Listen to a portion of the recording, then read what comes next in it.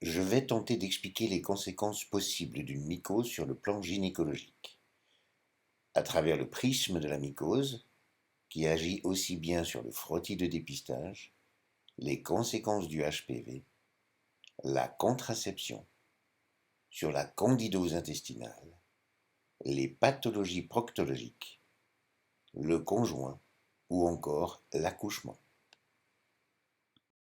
Ces conséquences gynécologiques d'une simple candidose ne peuvent être comprises que si l'on accepte, au moins momentanément, l'hypothèse de base qui veut que la provenance de la mycose est d'origine intestinale, qu'elle est donc expulsée en permanence par les gaz, qu'elle a un effet de rougeur, de ragade et d'eczématisation aussi bien sur la peau que sur les muqueuses, et qu'elle favorise, selon certaines études, l'action du papillomavirus.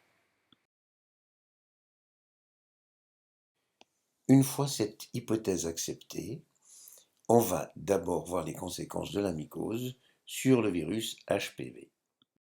Et tout d'abord sur le virus HPV du groupe A, c'est-à-dire les condylomes acuminés, qui sont quasi toujours sur le trajet de la mycose, fréquemment enflammés, ce qui les rend d'apparence papillaires, ce qui explique aussi leur fréquente situation anale et périanale, sans relation avec les rapports, et c'est aussi le cas chez les hommes hétérosexuels. Concernant le HPV du groupe B, plusieurs études ont montré leur fréquente association avec la mycose, ce qui explique l'augmentation des hémorragies et l'action négative sur la qualité de la cicatrisation. Si on diagnostique et traite ces mycoses, on diminue sensiblement le problème d'hémorragie. À noter aussi que nombre d'ascus, voire LSIL, disparaissent après le seul traitement antimycosique.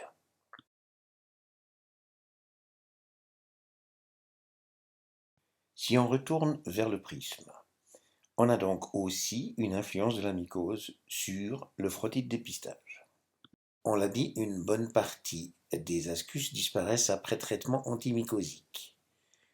On l'a dit aussi, la mycose favorise le saignement lors de la cytologie, mais aussi lors de la biopsie et évidemment lors d'une conisation.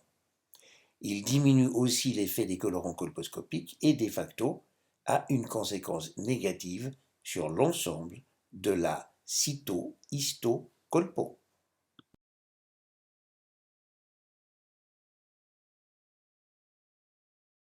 Alors, quelle est l'influence de la mycose sur la proctologie où l'on retrouve les lésions typiquement colposcopiques?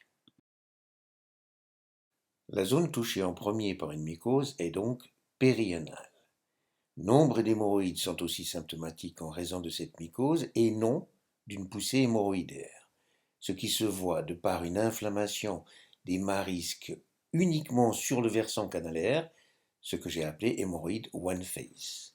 La reconnaissance de la mycose dans ces cas est essentielle pour éviter qu'il soit l'objet de traitements à la cortisone ou chirurgical. La mycose favorise également les AIN, exactement comme les VAIN ou les VIN. Le gynécologue est donc bien placé pour les diagnostiquer et aussi pour discuter de la prévention du passage mycosique de l'intestin vers la région intime, particulièrement en cas de HPV-16.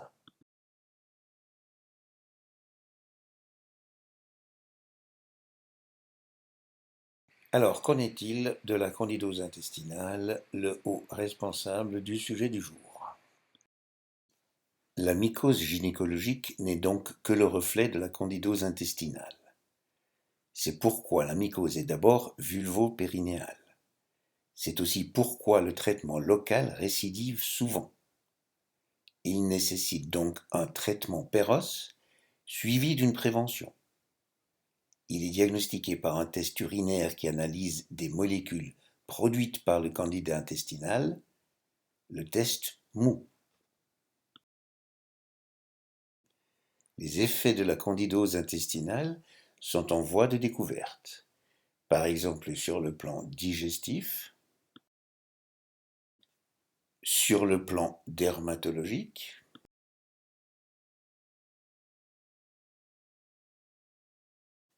Les influences psychiatriques,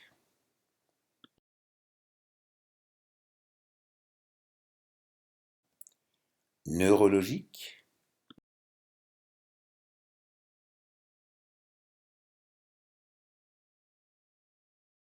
et enfin sur le métabolisme général.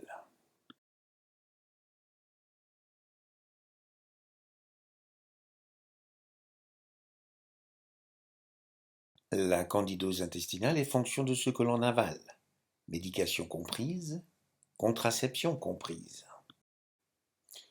Il se trouve que l'œstrogène induit une production accrue de candida intestinal.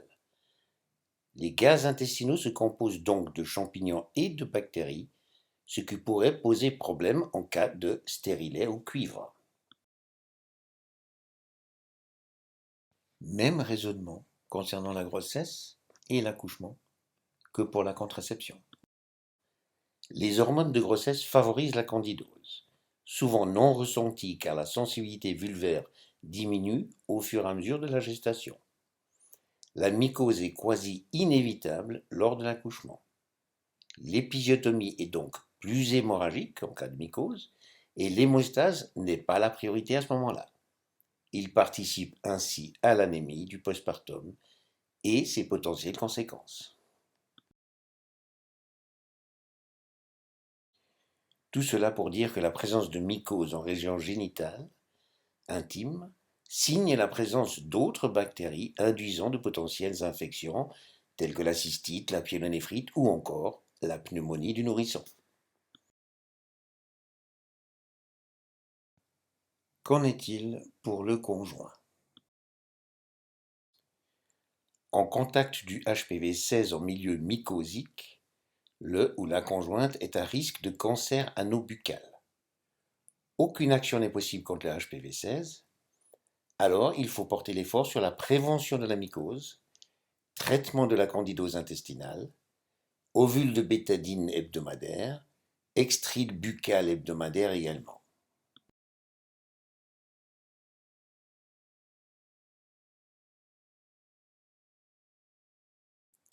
Alors, quelles sont les conséquences pratiques de cette hypothèse digestive de la mycose? Eh bien, pas de frottis ni aucun geste analytique ou chirurgical en cas de mycose. Traitement de la mycose par voie parentérale suivi d'une prévention. Pensez à la mycose digestive en cas de récidive. Bien sûr, ce traitement doit avoir lieu avant celui des condylomes acuminés, mais aussi avant celui des CIN, VIN ou AIN. En raison de ce cofacteur mycosique, l'association CIN-VIN est fréquente. Associer l'examen périanal à la colposcopie, du moins en présence de HPV-16. Prévention des risques du conjoint en présence de ce virus, risque de cancer anal et buccal. Prévention de la mycose tant que le HPV est présent. Confirmer la négativation du HPV-16 par une virologie anale. Adapter la contraception sachant que l'œstrogène favorise la mycose, ce qui oblige d'optimiser la prévention rectale durant la grossesse puisque les triazolés y sont proscrits.